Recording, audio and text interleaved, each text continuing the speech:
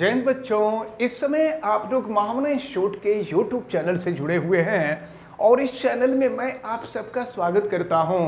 आज हम लोग class 9th chemistry Hindi medium NCERT book के सेकंड चैप्टर क्या हमारे आसपास के पदार्थ शुद्ध हैं यानी is matter around us pure के अंतर्गत हम लोग आज देखने जा रहे हैं कि क्या काली स्याही में डाई एक ही रंग होता है। यानी अगर काली रंग की स्याही हो, डाई का मतलब हमने आपको बताया था रंग देने वाला पदार्थ, यानी वह चूर्ण जिसको पानी में घोलने पर, तो जब चूर्ण को पानी में घोला जाता है तो रंग तैयार होता है।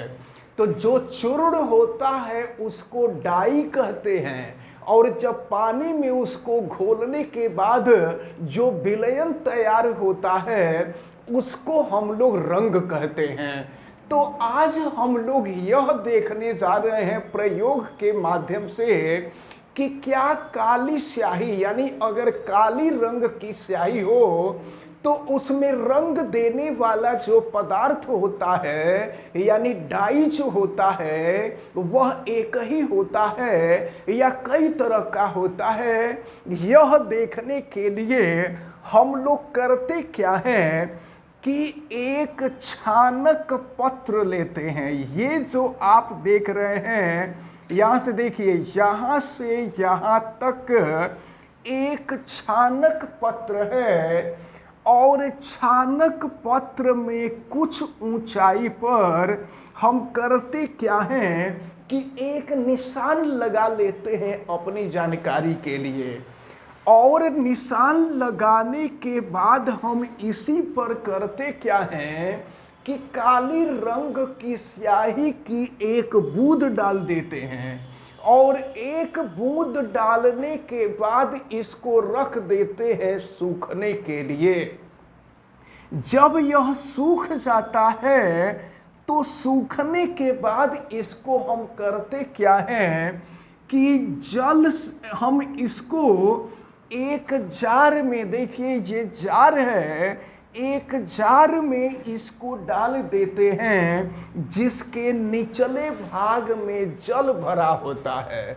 अब इसके बाद देखें क्या होता है कि अब एक बात और हम ध्यान में रखते हैं कि ये जो छानक पत्र है, छानक पत्र को जब हम जार में डालते हैं तो ये ध्यान में रखते हैं कि इसका जो चिन्ह वाला निशान है, चिन्ह वाला निशान नीचे जो भरा हुआ जल है उस जल को संपर्क में रहे, जल से टच करता रहे। अब जानते हैं क्या होता है, कुछ समय के बाद ये जो रंग देने वाला पदार्थ था, काले रंग की जो स्याही रख करके हम सुखाए थे, उसमें का जो चूर्ण होता है या रंग देने वाला पदार्थ होता है वह धीरे धीरे पानी में घुलने लगता है। जब पानी में घुलने लगता है तो अब ये रंग देने वाला पदार्थ हल्का होता जाता है। तो हल्का होते जाने से छानक पत्र धीरे धीरे ऊपर के तरफ उठने लगता है और जब ऊपर उठ जाता है तो कुछ समय के बाद हम ध्यान से देखते हैं कि क्या यहाँ पर किसी प्रकार का कोई रंग बचा है। अगर काले रंग की स्याही केवल एक रंग से बनी होगी तो इससे होगा ये कि यहाँ का जो पूरा रंग है, पूरा रंग पानी में घुल जाना चाहिए। लेकिन अगर कोई ऐसा पदार्थ इसमें होगा जो पानी में नहीं घुलेगा, वह ऊपर के तरफ ही रह जाएगा। तो हम लोगों ने जब देखा, यानी प्रयोग के दौरान यह देखा गया कि यहाँ पर जो रंग देने वाला पदार्थ था, रंग देने वाला पदार्थ तो पानी में घुल गया, लेकिन इसके बावजूद भी यहाँ ऊपर के तरफ कुछ चमकते हुए अलग अलग रंग के कण दिखाई देते हैं।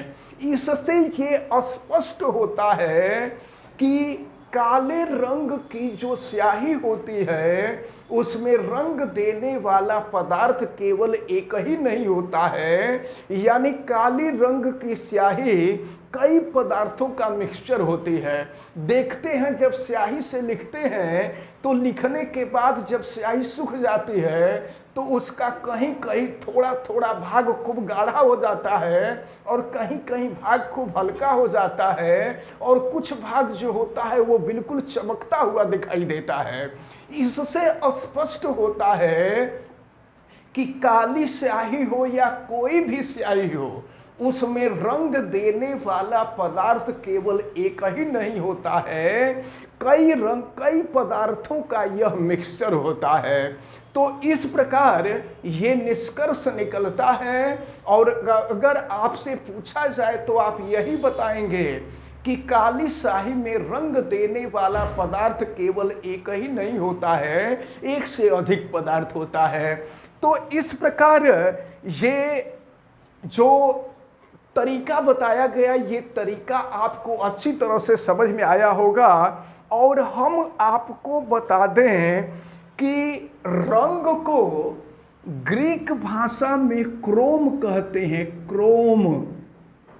और ये जो तरीका है ना रंग को अलग करना, तो रंग को अलग करने को हम क्रोमेटोग्राफी कहते हैं।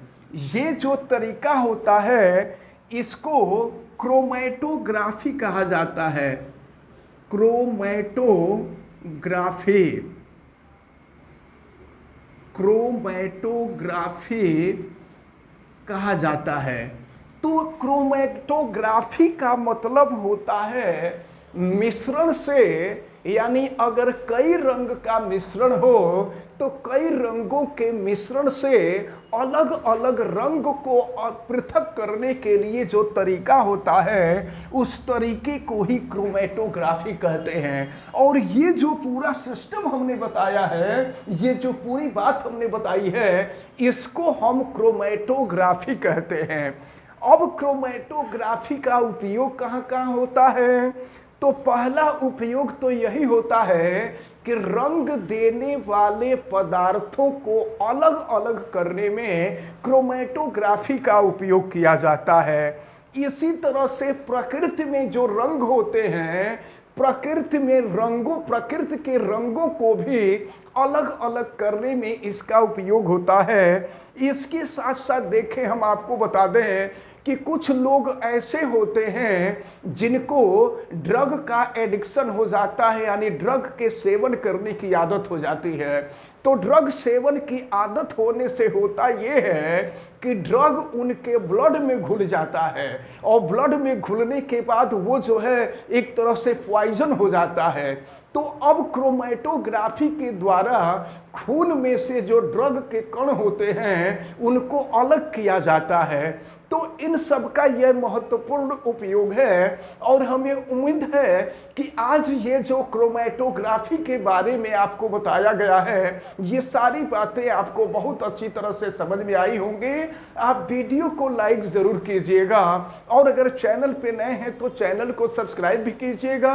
और चैनल सब्सक्राइब करने के लिए यूट्यूब पर महामना इंस्टीट्यूट को सर्च कीजिए और रेड कलर के सब्सक्राइब वाले बटन को क्लिक कर दीजिए, चैनल सब्सक्राइब हो जाएगा। अगर किसी प्रकार की कोई दिक्कत समझ में आती है तो आप हमें कमेंट करके बताएं, बेल आइकन को भी प्रेस करें तथा उसको ऑल पे कर दें और वीडियो को मैक्सिमम स्टूडेंट तक शेयर करें ताकि अधिक से अधिक स्टूडेंट इसको समझ सकें। आप सभी लोगों का बहुत बहुत धन्यवाद। जय हिंद।